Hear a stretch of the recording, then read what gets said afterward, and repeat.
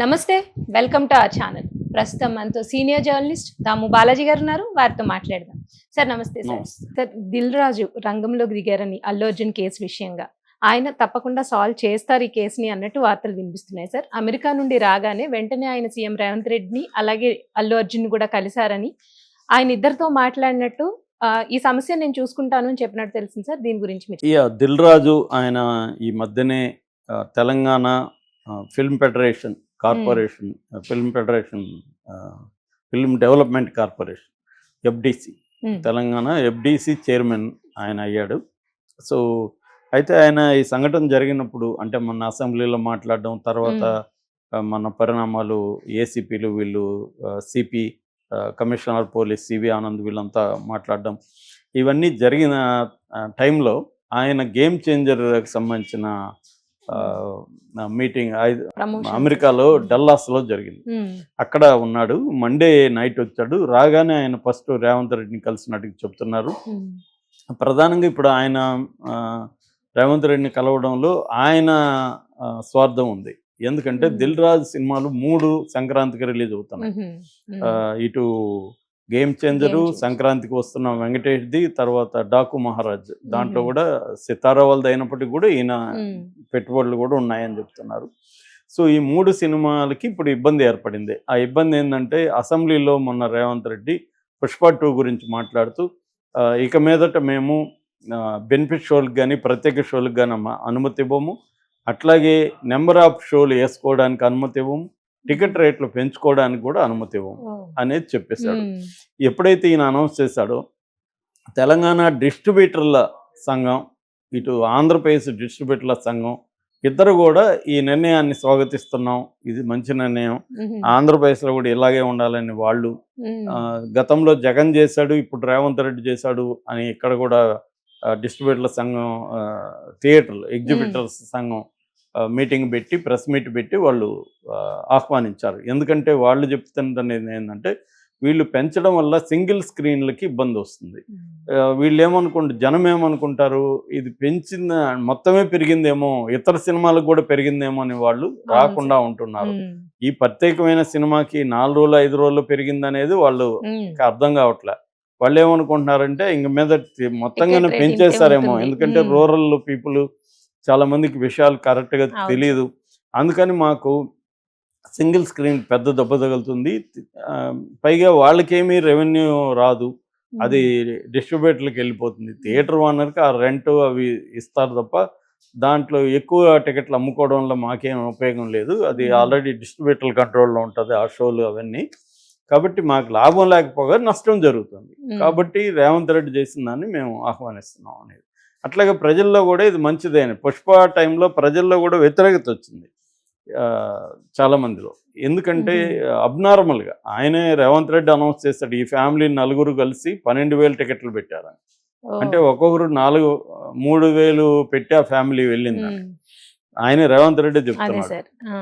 మరి దాని మీద కూడా విమర్శలు వచ్చాయి. ఆ ఫ్యామిలీ మరి 12,000 పెట్టి థియేటర్కి ఆ రోజు వెళ్ళాలా లేదని, చనిపోయిన వాళ్ళ గురించి మనం బ్యాడ్గా మాట్లాడకూడదు కాబట్టి చాలామంది వెళ్తారు. వాళ్ళు కూడా ఆ టెంప్టేషన్లో వెళ్ళి ఉండొచ్చు. ఒక్కోసారి పిల్లలు అంత ఆర్డెంట్ ఫ్యాన్స్ అయినప్పుడు వాళ్ళ కోసం ఫస్ట్ డే చూసేయాలి అన్న తపన ఉంటుంది. దానికోసం సపోజ్ చేసి డబ్బులు ఖర్చు పెట్టేవాళ్ళు ఉండరు. మనం డిసైడ్ చేయలేం దేనికి నువ్వు అంత పెట్టాలంటే, అది వాళ్ళ ఇష్టం. సో నేను ఇంకో దానికి పెడతాను, నేను బుక్ కొంటాను 1,000 రూపాయలు బుక్ కొంటాను, మీకు అది పనికిమాలిన విషయం లేదు, బుక్కి 1,000 రూపాయలు కొంటానంటే అనిపించదు. కాబట్టి దట్ ఈస్ దైర్ ఇది. కానీ అంత స్థాయిలో డబ్బులు పెట్టడం అవసరమా? అటువంటి ప్రత్యేక షోలు వేయడం, ఒకప్పుడు బెనిఫిట్ షో అంటే దాని ఆ వచ్చిన డబ్బులు దేనికో ఒక సామాజిక దీనికి ఇచ్చేవాళ్ళు. ఇవాళ ఏంటంటే ఇవాళ మోడల్ ఏమైందంటే ఒక సినిమా 500 కోట్లు అంటే అందులో ఒక 200 కోట్లు హీరోకి వెళ్తుంది, ఇంకొక 100 కోట్లు టెక్నీషియన్లు అండ్ అదర్ ఆర్టిస్టులకి. అంటే దాదాపు 500 కోట్లలో 300 400 కోట్లు వీళ్ళకి వెళ్ళిపోయి ఒక 100-150 కోట్లు మాత్రమే ప్రొడక్షన్ కాస్ట్ పెడుతున్నారు. నిజానికి రియల్ బడ్జెట్ అంటే ఆ 150 కోట్లే.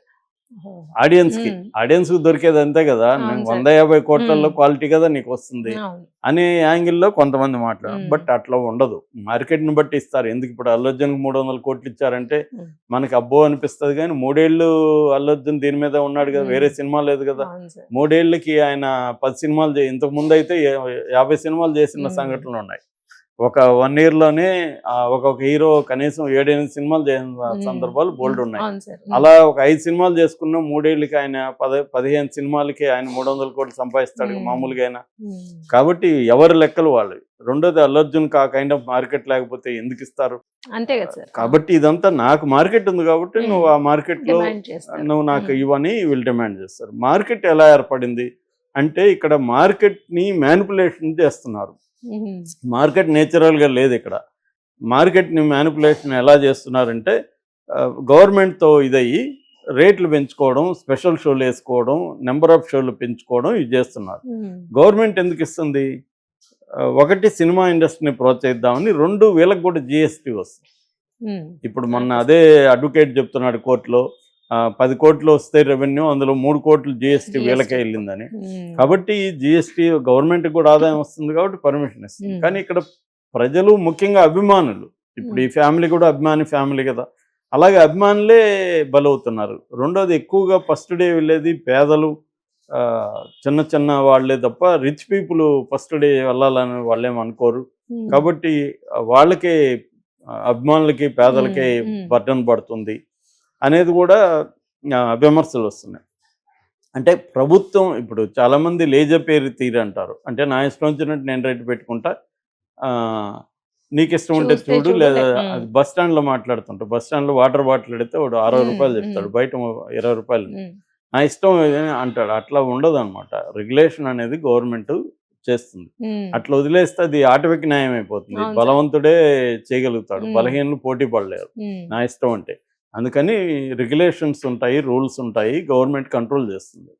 సో ఈ యాంగిల్లో ఇప్పుడు ఎప్పుడైతే రేవంత్ రెడ్డి ఇవన్నీ తీసేస్తానని అన్నాడు, అది ఫస్ట్ దెబ్బ ఎవరికి తగులుతుంది? దిల్ రాజుకి తగులుతుంది. దిల్ రాజు ఇప్పుడు వెళ్ళి అందుకని కలిశాడు. ఇప్పుడు సినిమా పెద్దలంతా చిరంజీవిని ఇలాంటి వాళ్ళందరినీ తీసుకుని వెళ్ళి రేవంత్ రెడ్డితో మీటింగ్ ఏర్పాటు చేసేదానికి దిల్ రాజు రెడీ అవుతున్నాడు. సో ఎందుకంటే దీని ఎఫెక్ట్ ఈ 3 సినిమాలు పడితే కనీసం ఒక 30-40 కోట్లు దిల్ రాజుకి దెబ్బ. ఆల్రెడీ దిల్ రాజు కొంత ఇబ్బందుల్లో ఉన్నాడు. ఎందుకంటే మైత్రి మూవీ మేకర్స్, సితారా ఎంటర్టైన్మెంట్స్ వాళ్ళు దిల్ రాజు కాంపిటీటర్గా బాగా పైకి వచ్చారు. వాళ్ళు కూడా ఆర్గనైజ్డ్గా. మొన్నటి వరకు దిల్ రాజుకి సుప్రమసీ ఉండేది. అంటే డిస్ట్రిబ్యూషన్లో కూడా ఆయనకి పోటీ పెద్దగా ఉండేవాళ్ళు కదా. వరంగల్ సీన్ అని కొద్ది రోజులు చాంగమ్మ చేశాడు, కానీ దిల్ రాజుకి పోటీ ఇవ్వలేకపోయాడు. కానీ మైత్రి మూవీ మేకర్స్, సితారా వీళ్ళు కూడా డిస్ట్రిబ్యూషన్ రంగంలోకి ఎంటర్ అయ్యారు. వీళ్ళు ఆర్గనైజింగ్గా వస్తున్నారు. ఇప్పుడు థియేటర్స్ కూడా మైత్రి మూవీ మేకర్స్ థియేటర్ దీంట్లో కూడా ఎంటర్ అయిపోతున్నారు.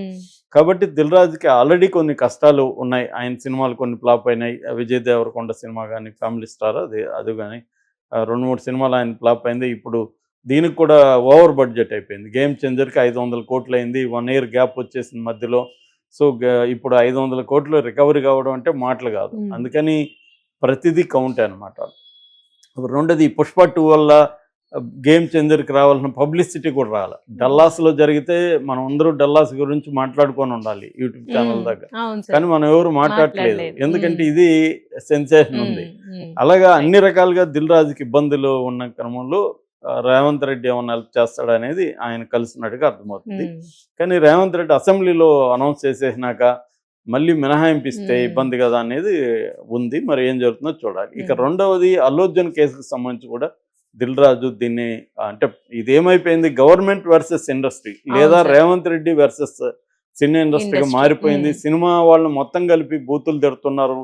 కాంగ్రెస్ వాళ్ళు కానీ, ఇటు ఆయన ఎవరు ఏసీపీ కానీ, వీళ్ళందరూ సినిమా ఇండస్ట్రీని బండబూతులు తిడుతూ ఉన్నారు. మీరు వెళ్ళిపోండి ఆంధ్రాకని పోస్టులు పెడుతున్నారు. ఇలా జరగడం వల్ల తెలంగాణకు కూడా నష్టం వస్తుంది. ఒక పరిశ్రమ, అది కూడా సినిమా పరిశ్రమ వెళ్ళిపోతే అది బ్రాండ్ ఇమేజ్ కూడా దెబ్బతింటుంది. తెలంగాణ బ్రాండ్ ఇమేజ్ సినిమా ఇండస్ట్రీని తరిమేశాడని దేశవ్యాప్తంగా మీడియా రేపు పొద్దున ఇచ్చేస్తుంది. ఆ రకంగా రేవంత్ రెడ్డికి కానీ, ప్రభుత్వానికి కానీ, ఇక్కడ తెలంగాణ రెవెన్యూలకు కానీ ఇబ్బందులు ఏర్పడే అవకాశం ఉంది. మిగతా పరిశ్రమలు కూడా రేపు పొద్దున సినిమా ఇండస్ట్రీ ఎంత పెద్ద వాళ్ళకే ఇలా జరిగితే రేపు మనకు జరగదా అని భయపడే అవకాశం ఉంది. అందుకనే దిల్ రాజు ఇప్పుడు రంగంలోకి దిగి దీన్ని సామరస్యంగా ఎలా పరిష్కరించాలి అని చెప్పి ఆయన ఇటు రేవంత్ రెడ్డితో మాట్లాడి, అటు అల్లు అర్జున్తో మాట్లాడి, ఇటు భాస్కర్ రేవతి వాళ్ళ Husband. భర్త శ్రీతేజ్ని పోయి కలిశాడు అల్లు అర్జున్. హాస్పిటల్లో అల్లు డాక్టర్లతో అర్జున్ కాదు sir. Sorry Dil Raju Hmm. Hospital డాక్టర్లతో మాట్లాడారు. అట్లాగే భాస్కర్ కూడా పర్మనెంట్ జాబ్ సినిమా రంగంలో, అంటే ఛాంబర్లోనో ఎక్కడో ఒక చోట రెగ్యులర్గా శాలరీ వచ్చే ఒక మంచి జాబ్ ఇప్పించాలని, అట్లాగే ఫిల్మ్ ఛాంబర్ వాళ్ళు ఆల్రెడీ పిలిపించారు. ఒక ఫండ్ మేము ఏర్పాటు చేస్తున్నాం, ఈ ఫండ్కి డబ్బులు ఇవ్వండి, ఈ ఫండ్ భాస్కర్ ఫ్యామిలీకి ఇస్తామని. సో సినిమా ఇండస్ట్రీ హోల్గా కూడా ఒక ఫండ్ కలెక్ట్ చేసి భాస్కర్ ఫ్యామిలీకి ఒక పెద్ద అమౌంట్ 4 కోట్లు 5 కోట్లు భాస్కర్ ఫ్యామిలీకి ఒక నిధిలాగా ఏర్పాటు చేసి, అల్లు అర్జున్ కూడా 2 కోట్లు ఇస్తాడని చెప్తున్నారు.